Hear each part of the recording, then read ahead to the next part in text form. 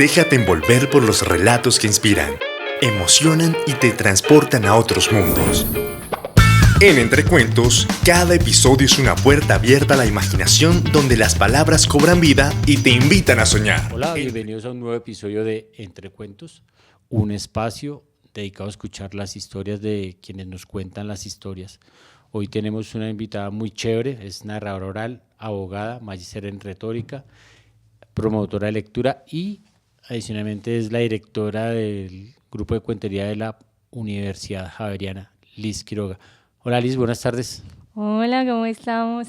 Bien. Suena tan chévere todo eso. Mi papá no lo creíamos. Vea que sí, papá. Sí, suena bien. Sí. Suena preparado. Sí, suena con muchos títulos que uno no sabe por dónde empezar, pero entonces arranquemos por el principio. ¿Cómo llegaste a la cuentería? ¿Fue amor a primera historia o qué pasó para que dejaras las leyes?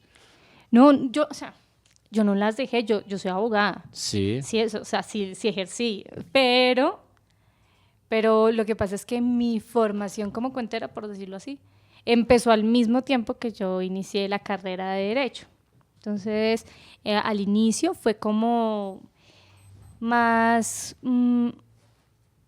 una descarga de lo que era la carrera. Porque la gente que estudia Derecho me va a entender. Esa vaina es pesada, es muy pesada, es una carga fuerte. Y entonces yo entré al grupo de teatro y quería hacer algo distinto, porque yo hice teatro, pero me gustaba más lo de contar. Entonces dije, ay, bueno, hagamos algo así como esto. Y ahí empecé. No fue como, ya, esto es lo que quiero hacer en mi vida. Pues no, porque yo estaba estudiando para ser abogada y se me cruzó la posibilidad de empezar a hacer un arte distinto, que empecé era teatro y luego fue lo de contar historias. Desde la ignorancia, porque yo no había visto más cuenteros, solo había visto cuenteros una vez en mi vida en la Jorge Tadeo, porque fuimos con el colegio, fuimos a la Jorge Tadeo a ver la universidad, eso que te decían como de las rutas de universidades para ver dónde quieres estudiar. Sí. Así fuimos a la Tadeo y había un chico, yo creo que era Gabriel, Juan Gabriel Ruiz, yo creo que era él. Sí.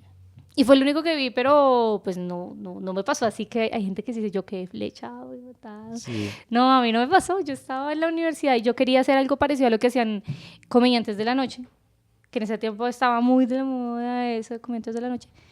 Pero yo decía, es que no es tan así. Yo quiero es como contar una historia y que también se rían. Y ahí fue, empecé mucho desde la ignorancia. Y con el trabajo escénico del teatro. Pero no fue amor a primera vista, yo tengo que ser sincera, no soy tan romántica. Se fue dando. ¿Y en qué momento dijiste, bueno, o sea, quiero vivir de los cuentos, quiero vivir del arte? Lo que pasa es que yo no tuve, por ejemplo, aquí en Bogotá hay esto de los chicos que empiezan en la universidad, ¿cierto? Cuenteros universitarios, luego cuenteros profesionales, los que cobran, pues yo no tuve eso. Para mí, apenas empecé a hacer esto, a mí me llamaban, me vieron en la universidad, yo creé un espacio y los profesores me empezaron a contratar. Yo empecé a cobrar desde la primera vez que me presenté, ¿sí? Entonces yo empecé a percibir dinero desde el inicio. Y yo dije, bueno, esto es rentable, ¿sí? Pero obvio no va a ser más rentable que el derecho. Y empecé así, pero lo que pasa es que con los años, cuando yo ya llevaba 4 años estudiando, pues ya llevaba 4 años de cuentera y mi tarifa iba subiendo. Y yo decía, interesante. Y pues yo, muy juiciosa, sacaba tiempo para todo porque mi papá es un hombre muy, muy estricto. Entonces, él decía, si hay cuentos, hay promedio. Por ejemplo, yo no podía descuidar mi promedio en la universidad. Y el sacar tiempo para todo, entonces me permitió tener como una carrera artística muy consolidadita desde el inicio casi. Y cuando llegó la pandemia, óyeme, yo no recibí un peso, o sea, recibí 70,000 pesos. Ese año yo llevaba como ¿cuántos años? Pandemia fue 2020, como 3 años ejerciendo. Oye, es que ese año fue una cosa loquísima y salían un pocotón de consultas con amigos de mi papá y todo eso. Oye, no pagaban, o sea, no querían pagar, sobre todo porque mi papá mi papá me preguntaba y luego les iba y le decía yo, papá, pero eso es lo que, esa es la consulta, papá, me está tumbando los clientes. Y yo dije, no, tenaz. Y en cambio con la cuentería ese año fue Mi hermana es mi productora, ella es psicóloga especialista en proyectos, en gestión de proyectos. O sea, ella hace que lo que yo digo no suene tan loco y ella en un papel lo deja perfecto. La pandemia ese año para nosotros fue un boom de proyectos, o sea, nos estalló un montón de becas. Yo tengo muchos premios de ese año, premios y becas. Y dije, ve esto, si uno se pone juicioso, eso es rentable, muy, muy rentable. Y pasó el año siguiente y yo dije, me siguió pasando eso del consultorio. Yo tenía mi oficina ahí al lado de Unicentro en Tunja. Y nos llegaban, mi papá me enviaba clientes, mi hija es abogada y no sé qué, me enviaba, oye, y no llegaban, o no querían continuar el proceso, o sea, muy tacaños, y gente con poder adquisitivo, que uno dice, señor, pero es que, ¿qué pasa? Y yo decía, no, estoy perdiendo tiempo. Yo en una hora esperando a esta señora acá, me hago una función y me gano tanto, ¿sí? Y dije, no, esto no me hace feliz, no quiero trabajarle a nadie. Yo conocí el mundo de la cuentería en la universidad, cuando yo salía a viajar desde el primer año. Yo empecé a viajar a festivales, conocer personas, conocer país, que eso es otra cosa loca. Eso uno no lo hace como abogado normal, no se lo permite. Para mí fue como que no puedo continuar. O sea, hay una cosa que llaman, creo que es el Ikigai. Es Ikigai, no, si me disculpan si no se dice así, pero es una vaina que dicen que tú, lo que vas a hacer para la vida, sí, es como una mezcla en lo que te apasiona, lo que te da dinero y lo que puede ayudar a cambiar el mundo, algo así. Y ese es mi Ikigai. O sea, contar cuentos para mí es eso, me apasiona, me da dinero y sé que puedo cambiar el mundo. Con el derecho no, las leyes no cambian a la gente, lastimosamente. Sí, no. Si se pudiera estaríamos en un mundo perfecto, pero no funciona así. Sí, pero es chévere, ¿no? De todos modos el manejar el derecho paralelo a la cuentería, porque puede que no cambies el mundo con el derecho, pero le puedes ayudar a personas a tener justicia, desde el punto de vista, pero esto es un programa de cuentería. Sí, no, pero yo te lo digo rápido, sí. Es que a mí mi decepción con la carrera fue porque yo misma me di cuenta, o sea, en carne propia sentí lo que falla el sistema, y no falla el sistema, falla la gente. Y en carne propia yo sentí injusticia con mi familia. Yo decía, si el sistema falló con algo para mi familia, que en teoría podría ser algo pequeño que no le importa a nadie más, imagínate con los casos más graves. Para mí fue como que he perdido el tiempo de mi vida. Fue terrible, o sea, fue terrible. Yo dije, no, en cambio con los cuentos yo sé que es algo, y hago una función y una persona que se quiere matar, me dice, oye, qué lindo hoy me cambiaste el día. O sea, y eso me ha pasado, y yo sé que a muchos cuentos les ha pasado. Uno sí sabe que con el arte puede cambiar una realidad, así sea por una hora, pero esa realidad cambia. En el derecho, pues sí se puede, pero no sé, no sé. Para mí es más pesimista el camino. Sí, de cierta manera. Ahora hablabas que te has ganado varios premios, y yo vi en tu reseña que tienes un premio de mujer, ¿cómo es que se llama? El premio Peña de Mujer. Premio de Mujer. ¿En qué consiste ese premio? ¿Cómo llegaste a él? Este es de Bogotá. Eso está, creo que dentro de la carpeta de los estímulos que salen de Bogotá, de los estímulos distritales, y ese premio es de la Fundación Gilberto Alzate Avendaño. Y entonces ellos hacen como un reconocimiento a distintas obras con enfoque de género o que hablen de la mujer. Pero no es solo para mujeres, por ejemplo, no se inscriben solo mujeres, es un premio abierto, pero premian estas obras que hablan de la mujer, de las distintas formas del verse, del sentirse y del ser mujer. Yo lo había visto, yo lo conocía porque la única cuentera que había ganado eso era Carolina Rueda, y cuando me mudé a Bogotá, se lo ganó Ana María Dávila. Y yo dije, o sea, sí se puede participar con narración. Y presenté una obra que se llama María T. María T es una adaptación de una miniserie de narración oral que hicimos con mi hermana en pandemia. Qué chévere. ¿Y ese proceso creativo cómo funciona? ¿Cómo llegas a crear una obra? ¿Buscas como una foto final de qué es lo que quieres decir, o cómo empiezas a crear tus obras? Por ejemplo, María T. Es que yo tengo ansiedad y eso en ciertas formas es como una maldición, pero también es un don, como que a mí la cabeza a veces me va a mil y pienso muchas cosas muy absurdas a veces. Resulta que mi abuelita nunca se casó, Sí. Y la abuela de mi abuela tampoco. Y yo, que era la siguiente, yo iba mal en el amor y yo decía, esto es una maldición. Pero fue un pensamiento random. Yo dije, esto es una maldición. Y mi familia es santandereana. Y entonces yo dije, ¿qué tal si a mi bisabuela o tatarabuela? Bueno, a la abuela de mi abuela, que fue la que nunca se casó, o sea, que ella se casó y la abandonaron. ¿Qué tal si a ella le hicieron una maldición? Y por eso ni la nieta de la nieta puede conseguir hombre. Qué tontada. Oye, pero yo después del momento que lo pensé, porque dije, es una tontada, lo que pasa es que al ser cuentera, mi mente piensa, o sea, escenarios catastróficos tontos y muy malos a veces. Pero ese me dio risa y yo dije, tan boba, y lo anoté. Y luego dije, oye, esto está chévere para un cuento. Y ahí empecé. Pero María T, yo no quería que fuera como, ay, qué tristeza no poder tener un hombre. No, en realidad es una obra con enfoque de género que busca visibilizar un poco lo que fue la decisión de mi abuela de no tener esposo y tener 4 hijos de 3 papás distintos. En una Colombia rural, en Santander, supremamente conservadora. Y que ella haya decidido, fue una decisión propia. Hacer eso era muy revolucionario, o sea, claro. Demasiado revolucionario. Bastante disruptivo, sí. Uy, muchísimo, muchísimo. Sobre todo porque en esa época una madre soltera era, es paria de la sociedad, ¿cierto? Tener hijos fuera del matrimonio era fornicación.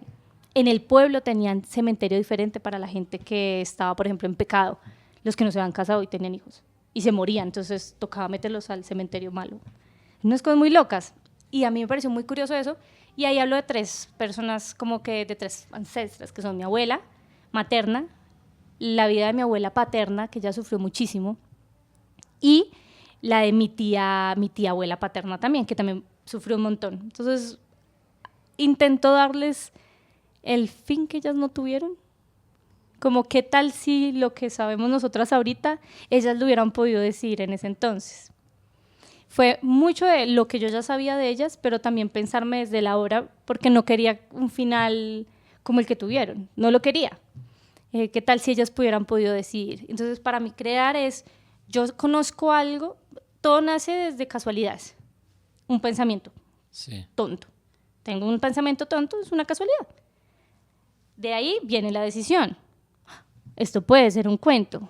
Para mí todo puede ser un cuento, todo. Tomo la decisión, tomo esa casualidad, le hago una decisión y ahí comienzo a nutrirlo con lo que sé que era la vida de mis abuelas, con lo que quiero hablar, un enfoque de género, cómo funciona el machismo estructural en la Colombia rural de hace 50 años y cómo sigue sucediendo, porque cuando lo cuento hago un parangón y es idéntico, o sea, hay cosas que siguen pasando y uno diría, lo vio mi abuela y también lo vivo yo, qué raro, ¿sí? Es eso, es verme en su realidad, que sería la realidad de los personajes, y en mi realidad, porque yo soy la que lo quiere contar. Cuando estamos hablando de cuentos en primera persona, que por lo menos a mí me encanta. Me encanta contar en primera persona. O que sea algo muy cercano, porque hay personas que lo creen. Y eso me encanta, me fascina. Tengo una primita que cuando vio la obra, cuando vio la miniserie, le habló a mi primo, o sea, al papá, y le dijo, papá, de verdad, nosotras estamos malditas. Estaba preocupadísima porque no iba a tener novio. Y yo decía, qué tan chistoso es esto de uno contar algo que se le hace cercano y que se pueda creer cierto. Que en su momento, pues el pacto ficcional hace lo suyo y hacemos un acuerdo que esto es cierto, aunque sea solo por el momento. Pero que la cuestión de contar, por ejemplo, en primera persona, es eso. Hay una magia tan linda que es como, yo me lo creo. Yo cuento en primera persona y yo me lo creo. Y soy muy feliz con cada cosa que cuento. Me parece bonito. Ese es el proceso creativo. Nunca lo separo de mí. Porque, por ejemplo, yo no hago adaptaciones. Yo no hago adaptaciones. Todo es creación propia. Siempre ha sido así. Siempre has contado tus creaciones. Siempre. Entonces yo tengo como unas 9 a 10 horas en escena. Pero todo es propio, porque me gusta escribir. Y siento que las adaptaciones requieren un trabajo juicioso de entender el autor, y el respeto de cómo lo voy a hacer yo para no cambiar necesariamente lo que él quería dar a entender, por ejemplo. Sí, claro. Porque eso es de respeto, ¿sí? Es cierto, como que yo estoy tomando las letras y las verdades de otra persona, es un producto literario, venga, lo adapto a la realidad, está perfecto, pero ahí hay un respeto. Y yo soy muy respetuosa. No podría adaptar con fidelidad, por ejemplo. A menos de que sean cuentos de tradición oral, bueno, ahí ya todo el mundo lo hace. Pero los cuentos de literatura es un arte adaptar cuentos de literatura. Es un arte. Bueno, esto no está en lo que yo tenía pensado preguntarte, pero entonces me dejas una pregunta. Yo te escuché hace como el día del cierre del espacio de la Javeriana este semestre, contaste un cuento muy bonito, muy chévere, de cómo engañaste al diablo. ¿Eso también es obra tuya o de dónde viene esa historia? Es mío también. Sí. Todos son míos. Ese del diablo fue porque era el inicio de un cuento. Yo me emborrachaba. Estamos en espacio universitario, pero todos bebemos. Bueno, el punto es que yo una vez, esto pasó en la vida real.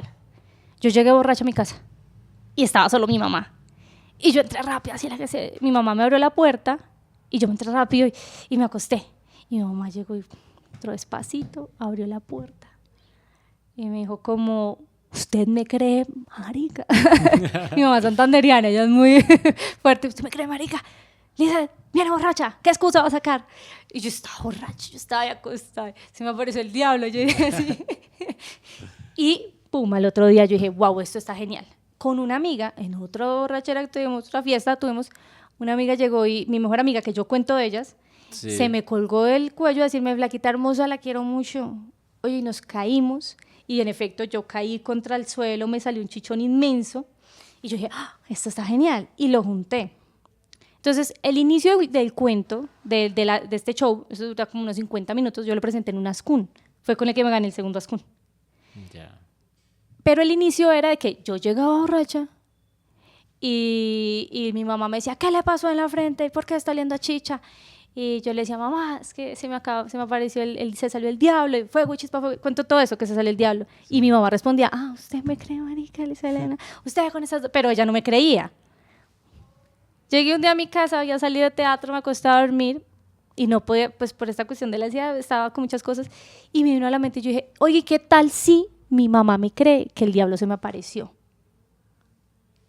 Y lo que antes duraba 5 minutos, que era el inicio de un cuento, se convirtió en un show de 50 minutos él solo.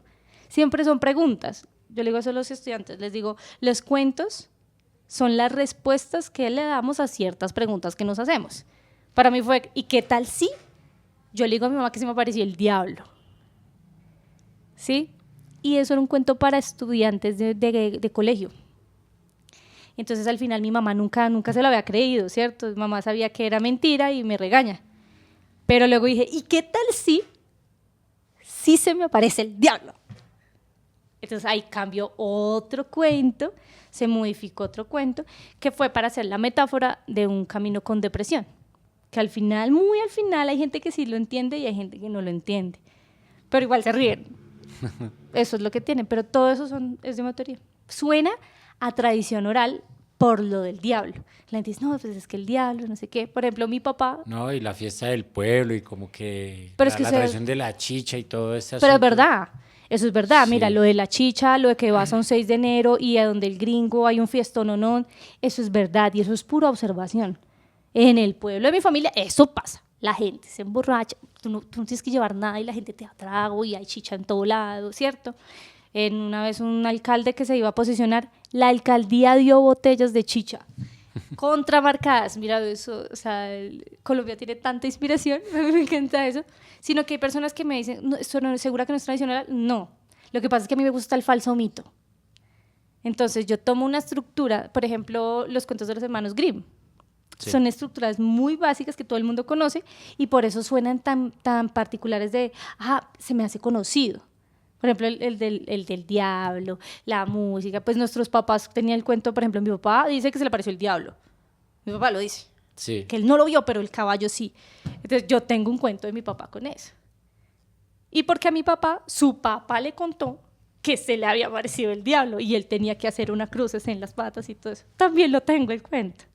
Entonces, como el diablo es una figura como tan universal, llega a parecer como que, esto lo sacó de... No, pero es por la figura del diablo y que los cuentos de tradición colombianos usualmente lo incluyen.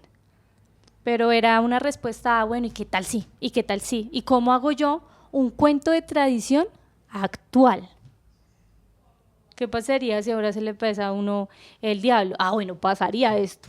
El man se enamora de mí, me pide el Telegram, me pide WhatsApp. ¿Viste? Obvio, nuestros abuelos no hubieran contado eso. Sí, claro. Pero a nosotros sí, si a nosotros nos pasa ahorita, es muy probable que sea de alguna manera parecida. Sí, claro, porque yo tengo la costumbre que cuando escucho un cuentero y le escucho un cuento que me gusta, googleo así a lo chambón para buscar el cuento original, buscar el texto. Y pues obviamente no lo encontré. Algún día le voy a preguntar cómo se llama el cuento original. No porque desconfíe, sino porque es que fue tan bonito y tan bien manejado en el sentido de las emociones. Sí, yo me sentí, digamos, identificado con algunas partes, ¿sí? Sobre todo con llegar borracho y tomar respiración.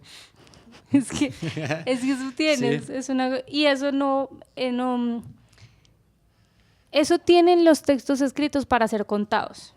Sí. Si tú lees Chicha, que así se llama mi cuento, no va a tener lo mismo, porque son diferentes los textos para ser leídos que los textos que van a ser contados. Entonces, cuando escribimos cosas para la oralidad, la conexión se da de distintas formas, desde el gesto, el tono de la voz, cómo se usan las palabras, cómo yo corto las palabras. Eso genera la emocionalidad de que alguien diga, ay, yo también llegué borracho, ay, yo también le dije mentiras a mi mamá, ¿cierto? Todas esas pequeñas cositas.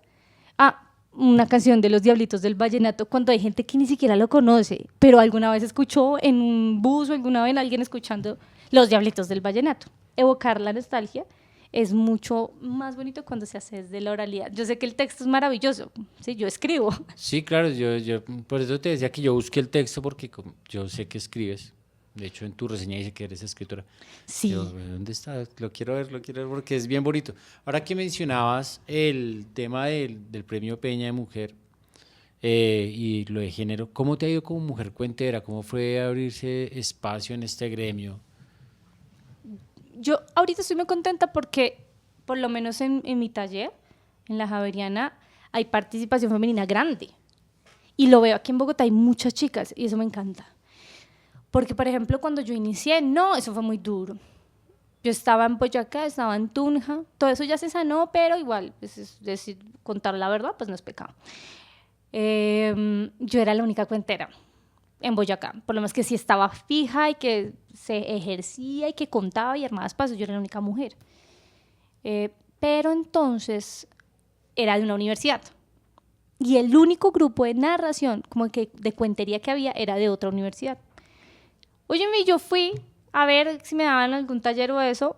Fui 2 veces y no me gustó, porque era un taller donde habían como 15 hombres y el director hombre también.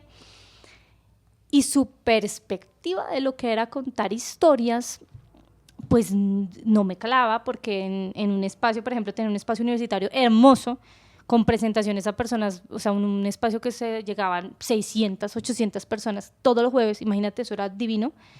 Pero el chiste de entrada era decir, ay, ¿dónde apunta Goranchacha? Que era una estatua que había, y hacía así, y señalaba, ¿sí? ¿Dónde las putas? Y eso era otra universidad donde yo estudiaba. Y decía, oye, ¿pero qué? Y entonces trataban de prostitutas a chicas de cierta carrera porque eran de esa carrera, y los chistes eran misoginia pura, era hablar, burlarse y tratar de prostitutas a todas las mujeres. Y yo decía, oye, ¿pero qué carga? Que esto en un proceso universitario y todo el mundo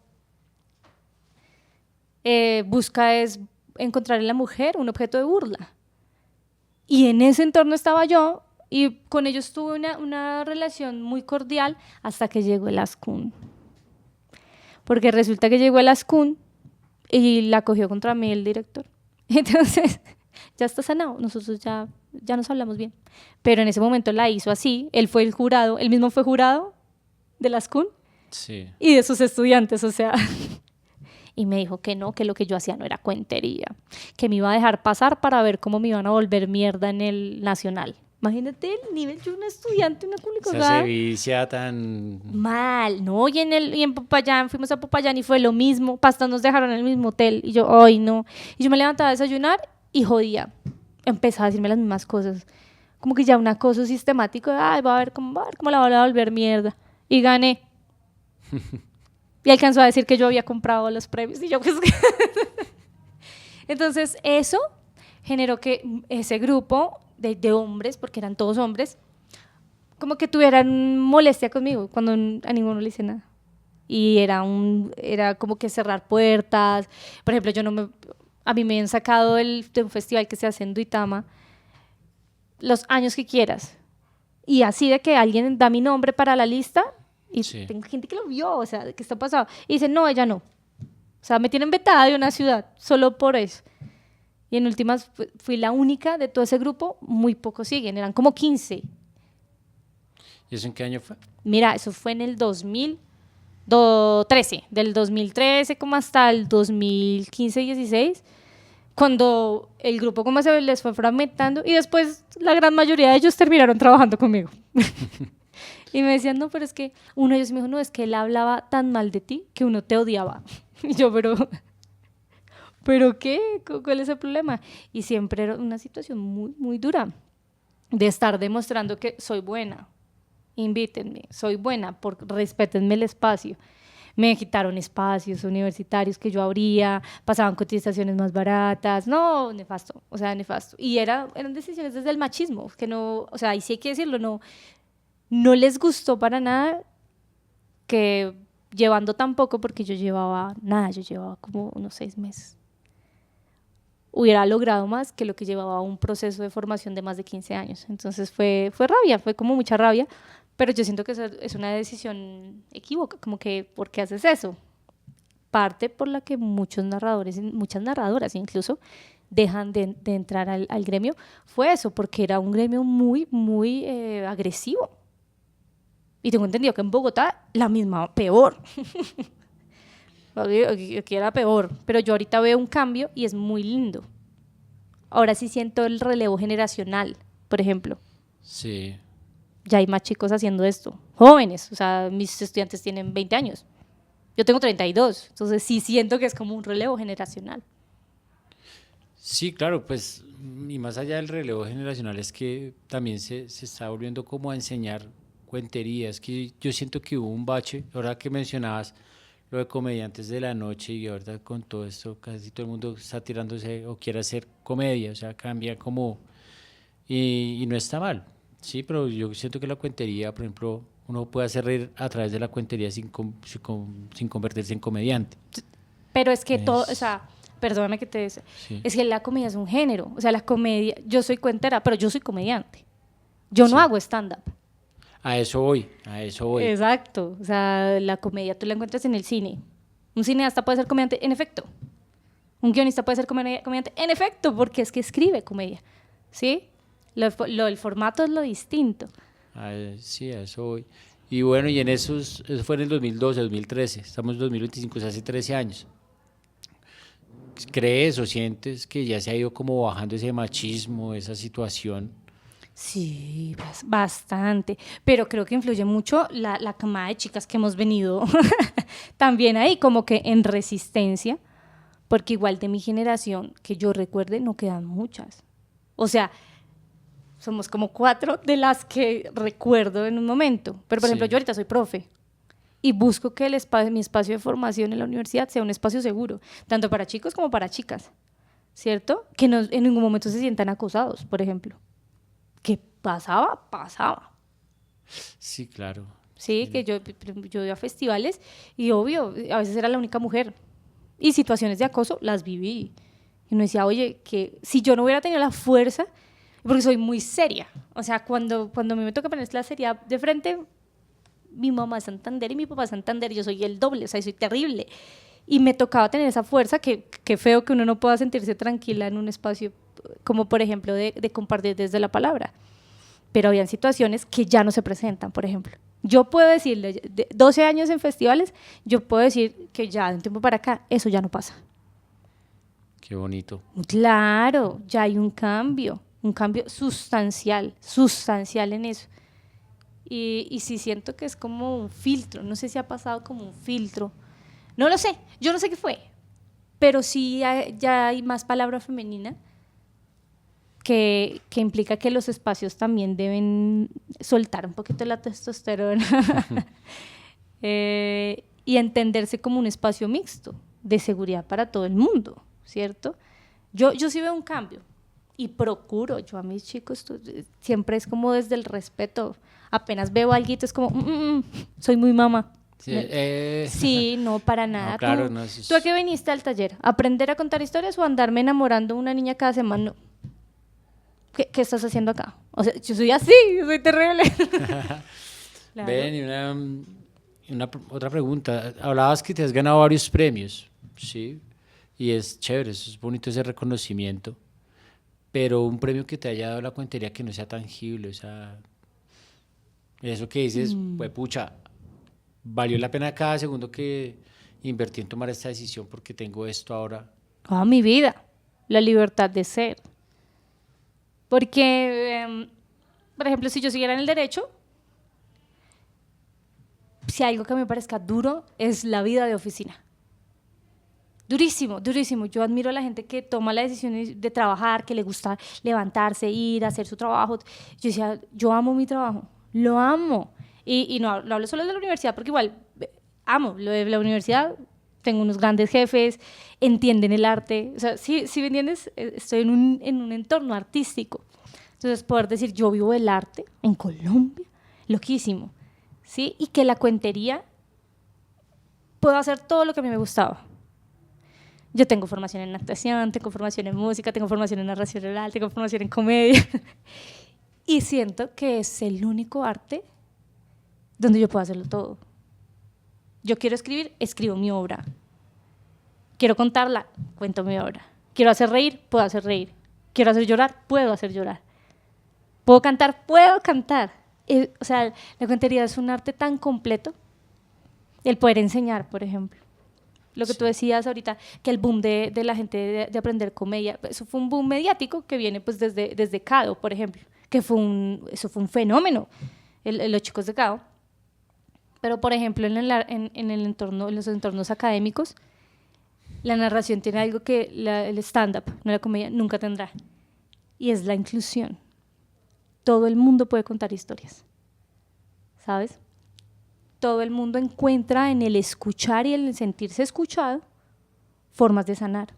Eso en entornos académicos es maravilloso. Yo he tenido gente que no habla, mudos, te estoy hablando de gente que no decía una palabra. Y en 2 meses yo ya los tenía hablando y contando historias de la media torta. Porque en cierta forma necesitan un espacio seguro donde no crean que todo el tiempo se le van a burlar. O que burlarse de que se burlen de ellos es forma de coger callo o de tomar carácter. No. La mayoría de estudiantes que uno ve en la universidad, por ejemplo los foráneos, que no son de Bogotá, necesitan un lugar donde estar bien. Y el estar bien no puede ser, tengo que convertirme en la burla para que me acepten. Tengo que burlarme de otros para que me acepten. La narración es hermosa. O sea, yo amo, yo sé hacer comedia, yo sé hacer stand-up. Sí. Pero me encanta contar historias por todo esto. Es muy lindo. Sí. Además que tienes una frase muy bonita, entre cuento y cuento de 10.000 de aura. Ah, sí. Bueno, 10.000 de aura. Sí, pues antes de continuar tenemos una sección y es cuéntanos un cuento.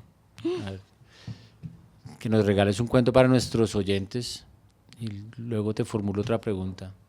Más o menos de 10, 30, 40, un minuto. O un minuto o 2 minutos, o un fragmento, algo que podamos. Bueno, este me gusta mucho. Pero es grosero, tú le pones el pip. Sí. Este es editado, ¿cierto? Sí. Súper bien, no es en vivo.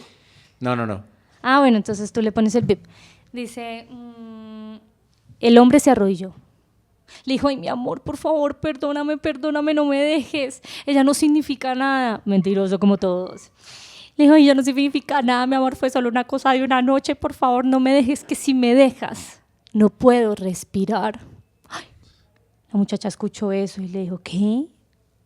Ella se agachó y le dijo al oído, si me voy, ¿no puedes respirar? Y él le decía, sí, mi amor, si tú te vas me quedo sin aire, se me acaba la vida, si te vas no puedo respirar. Y ella dijo, ¡ah! ¿En serio? Y le dijo en el oído, a ver. La chica se puso de pie y comenzó a caminar hacia atrás. Y con cada paso que iba dando hacia atrás, al hombre se le acababa el aire. Y con cada paso que iba dando hacia atrás, al hombre se le acababa la vida. Y con cada paso que iba dando hacia atrás, la tráquea del hombre se cerraba y se cerraba. Y cuando ya estaba lo suficientemente lejos, le gritó, ojalá que la otra te devuelva el aire, mal parido. Y se fue. No, mentira. Para los infieles, amigos, pilas. Digan las cosas, váyanse a tiempo. Ahorita se puede decretar muchas cosas malas. Sí, eso estoy viendo. Bien, una pregunta ahora que hablabas como profesora y que vives en entornos digitales, tienes muchos seguidores en tus redes sociales. ¿Cómo sientes que la cuentería se pueda mover o vivir a través del mundo digital? Yo vi una resistencia en pandemia a identificar las necesidades del entorno digital, ¿cierto? En pandemia como que todo el mundo empezó a mostrar sus shows completos. Y yo decía, estás quemando tu material, ¿no? ¿Por qué haces eso? Y tú, pero un montón de gente. Y yo decía, no, el entender las redes, pero yo ya venía en redes como desde hacía 6 años, ¿cierto? Pero creando contenido para redes nada más. Por eso, por ejemplo, con mi hermana creamos el Cuentín. Eso fue un boom. Literalmente en Latinoamérica lo vio un montón de gente de cuentería, porque la idea era que los cuenteros no perdieran esa notoriedad, ¿cierto? Como que siguieran en vigencia, cada uno llevara a sus comunidades al reality, porque fue casi un reality, y los vieran ahí. Entonces, no es como que, no, es que la cuentería no se puede llevar a entornos digitales. Sí, obvio que sí se puede y totalmente. Lo que pasa es que tú no puedes llevar un show de 1 hora, pero sí puedes empezar a captar esos públicos que ya los tiene jodida la atención y que solo pueden durar 1 minuto. Cáptalos. Que cuando ya los tengas en un teatro están obligados a quedarse, o sea, no se van a ir, ¿sí? O los boleteas. Pero el punto es como yo puedo hacer adaptaciones. Yo tenía un montón, mira, he creado contenido de todas las formas posibles, porque a mí me gusta todo. ¿Qué había para hacer reír? Yo hacía contenido chistoso. Ay, qué promoción de lectura, yo hacía promoción de lectura. Ay, qué lecturas, yo hacía lecturas, porque me gusta explorar muchas cosas. Pero en un momento me estallaron los nocturnos, que son textos cortos, que a veces pueden ser cuentos y a veces no. O sea, son textos sin etiqueta. Y eso me estalló. Y me ha llegado mucha gente por eso. Y yo llego a ciudades donde nunca he ido y tengo público solo por esos cuentos. No es una forma de decir vivo de la cuentería, pero sí es una forma de seguir dándose a conocer y es gratuita. Claro. O sea, parce, sola, es grabarte, sube un video y hazlo. Eso es parte del éxito de por ejemplo, el stand-up. Mira, hay chicos malos, malos que uno dice como, uy, amigo, ¿para qué te grabas? Pero está bien, porque está haciendo el ejercicio de hacerse vigente en el mundo digital. Y ahorita es un poco más difícil porque hay muchísima gente, pero, óyeme, que te vean 50 personas es la mitad de una sala pequeña.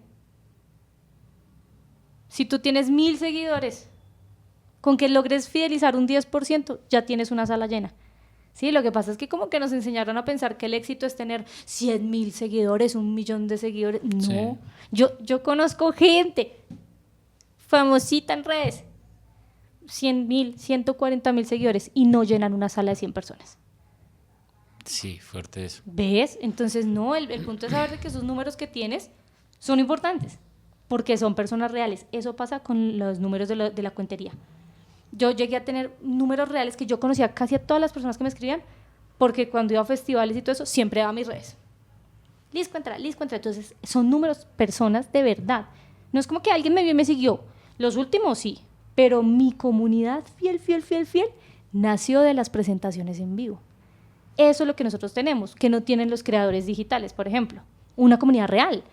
Nosotros nos ven porque fuimos al café, que fuimos a un festival en Santa Marta, que fuimos a un festival en Cali, que fuimos a un festival a Popayán. Toda esa gente va sumando. Claro. Y esa gente es la que a uno le comenta, oye, cuando saques tu libro, ay, yo lo quiero, ay, vas a venir, ay, yo voy, porque ya saben que existes. Y ahora con lo de la IA, amigos míos, hay que aprovechar, porque la gente lo que va a priorizar, va a haber como una escasez de realidad. La IA todavía no puede ser una persona en un escenario. Sí, claro. Y eso sí lo puedes vender tú. El contacto humano es lo que va a empezar, o sea, va a haber un déficit. En realidad, yo lo veo muy cercano. Ya hay demasiados videos fakes, con creadores de contenido que son puras IAs. Sí, no, eso... En cambio, la cuentería es humana, o sea, hay un nicho ahí. Sí, no, y que hay un potencial. Claro, y que se vive, ¿no? Y es un ejercicio íntimo. Liz, una pregunta, ¿qué consejo le das a los chicos, a los nuevos cuenteros, o bueno, la persona que quiere entrar a la cuentería, que está empezando? Yo se lo digo a mis estudiantes. Esto suena mal, pero yo se lo he dicho siempre. Cuando terminen una función, nunca le pregunten a nadie cómo les fue. A ningún cuentero. Si tienen un director, una directora, solo a esa persona y que sea confianza. El mejor jurado que uno tiene es el público. Si el público conectó, ya está. Ya está. ¿Por qué lo digo? Porque así como hay gente muy linda en el gremio, hay gente muy mierda. Y a mí me pasó. Entonces, sí, y lo he visto. Sé cuando no se habla desde el cariño por lo que hacemos, sino desde esta vaina, esta envidia, esta cuestión. No sé por qué hacen eso, pero no todo el mundo da una apreciación objetiva. El sentido objetivo no lo tiene todo el mundo. Entonces te dan una observación de, no, mira, es que no me gusta, exacto, no te gusta. Eso es subjetivo. No hacen apreciaciones técnicas, ¿sí? Y eso puede hacer que alguien diga, ya no quiero contar más historias. Entonces primero, crean en el público. Si el público copió, no pregunte. Siga fallando, pregúntele a alguien de confianza, grábese. Si tiene un director, bien. Pero cuando escuchamos demasiadas voces, a veces no podemos surgir porque queremos darle gusto a toda esa gente en lugar de uno mismo y a su público. Okay. Crean en su público. El público les dice todo. Pues muchísimas gracias. Ya para despedirnos, ¿tienes alguna función, tienes agenda ahorita donde te podamos ir a ver o algo? Ahorita en agosto, eso es para el Festival de Teatro y Circo de Bogotá, va a estar María T. Que aprovechen porque literalmente esa obra solo la presento cuando la saco por convocatoria. O sea, la amo tanto esa obra que para mí son mis abuelas, es mucho respeto para ellas. Solo la he presentado para premios. O sea, desde que la escribí, solo la presento para premios. Entonces, que aprovechen porque no es algo que haga como que todo el tiempo. Respeto mucho ese cuento y me gustaría verlos allá. Va a ser el domingo 17, si no estoy mal. Pero pueden encontrar la programación en la programación de Teatro y Circo, el Festival de Teatro y Circo de Bogotá. Vamos a estar en narración como que toda la semana en la Sala Gaitán del Jorge Eliezer. Chévere, listo. Entonces, y voy a sacar mi libro, atentos. Sí, no, claro, y cuando lo tengas desde acá también podemos hacer difusión. Obvio, acá vengo, ya los nocturnos por fin, porque qué procesito. Eso, bueno, listo. Pues muchísimas gracias por atender la visita, por venir aquí a Compensar Estéreo, darnos tu sabiduría en esta entrevista. Ay, sabiduría, cuando escuchan eso de sabia nada. Pero no, muchas gracias. Y yo sé que a veces sueno como muy radical lo que digo, pero para la gente que va empezando es mejor dar libertad que decirles, venga, haga todo esto así. Nada, la parte de crecer creativamente sí va mucho en poder ser y no que me digan cómo. Sean con tranquilidad. Y ahí el estilo va saliendo, todo va flotando. Con errores, pero eso se arregla. Vale, muchas gracias. Gracias.